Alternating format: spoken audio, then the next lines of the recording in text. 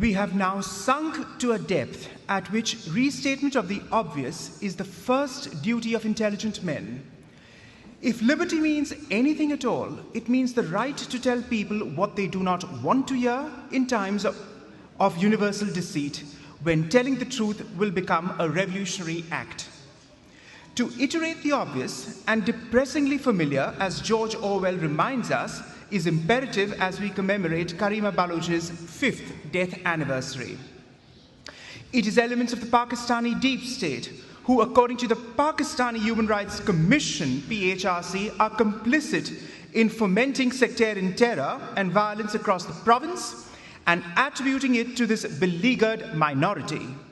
It is again the Pakistani deep state who remains responsible for her murder, which remains inexplicable to Canadian authorities, but not those of us long in the know. And as for Canada, ladies and gentlemen, let me just leave you with this little-known fact. Perhaps Canadian immigration authorities, who cannot figure out Miss Baloch's death, might at least solve the mystery behind PIA cabin crew disappearances once the flight lands in Toronto, the national carrier's only North American destination now, as Chicago, Houston, and New York flights are scrapped.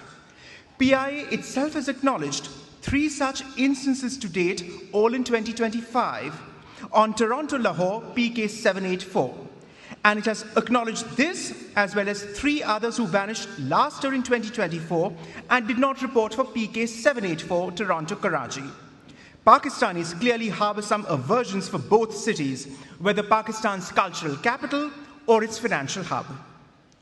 And Pakistan acts with impunity not just domestically but also internationally by assassinating Baloch peace activists in the diaspora. The still unexplained murders in Canada and Sweden of both Karima Baloch and Sajid Hussain reveal the reticence of such governments to hold Islamabad responsible.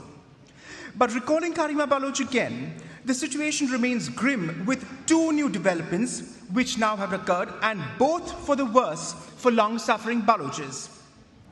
Expect Baloches to be in the firing line as Iran and Pakistan trade not just accusations, but also drone strikes and missiles. Next month will be the 2nd anniversary of these attacks conducted between 16th and 18th January 2024. Both Islamic republics discriminate against the Baloches as an ethno-linguistic minority. With Tehran, it's about discriminating against Sunnis in Iran's largest, least developed, and only Sunni-majority province. The argument that Tehran is wary of Deobandist Takfiri elements is complete nonsense, because nobody buys that argument, least of us, any of us in Iranian studies. I can assure you that.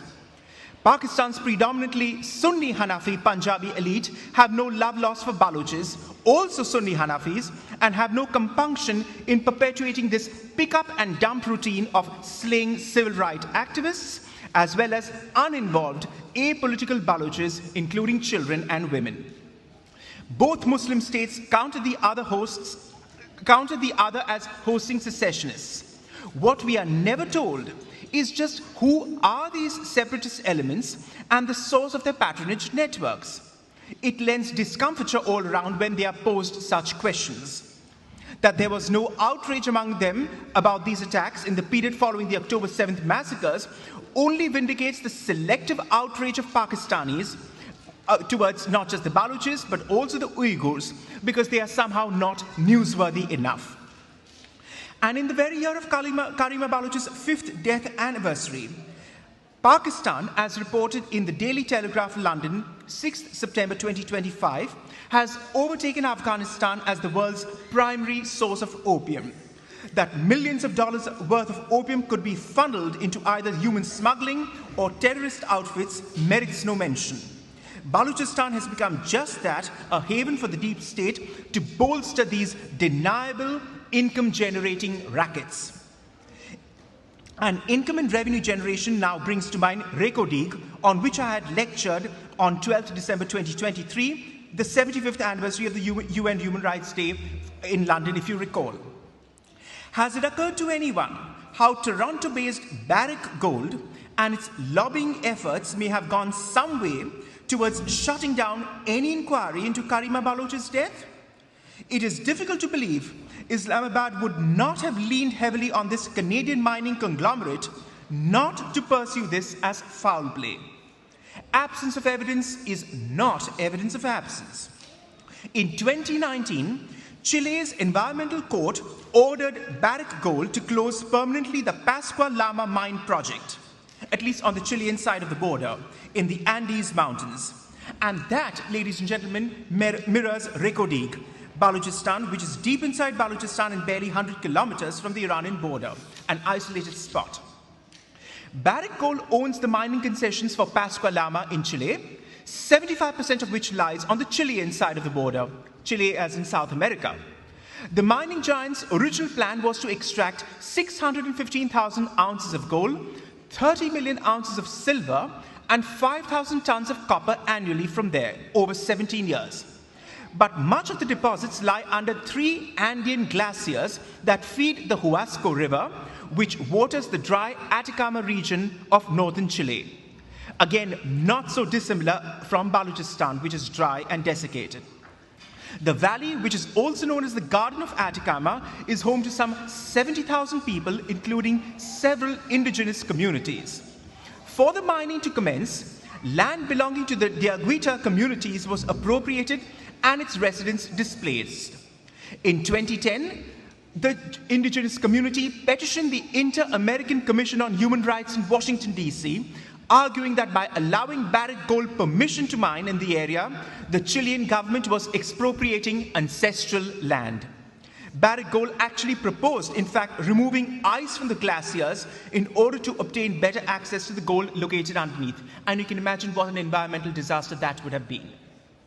And in the Financial Times weekend, 25th, 26th October 2025, was reported how the government of Mali in West Africa has reopened a gold mine against the wishes of its owner, Barrick Gold again, which had closed it down in January 2025 because the government, which owns a 20% stake in this gold mining venture, transferred some of the gold from the Gonkuto mine to a custodial bank.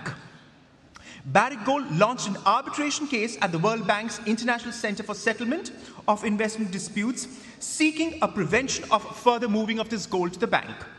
Mali, incidentally, is in the control of military rulers who, unlike their Punjabi counterparts, are determined to pursue what they feel is in the national interest.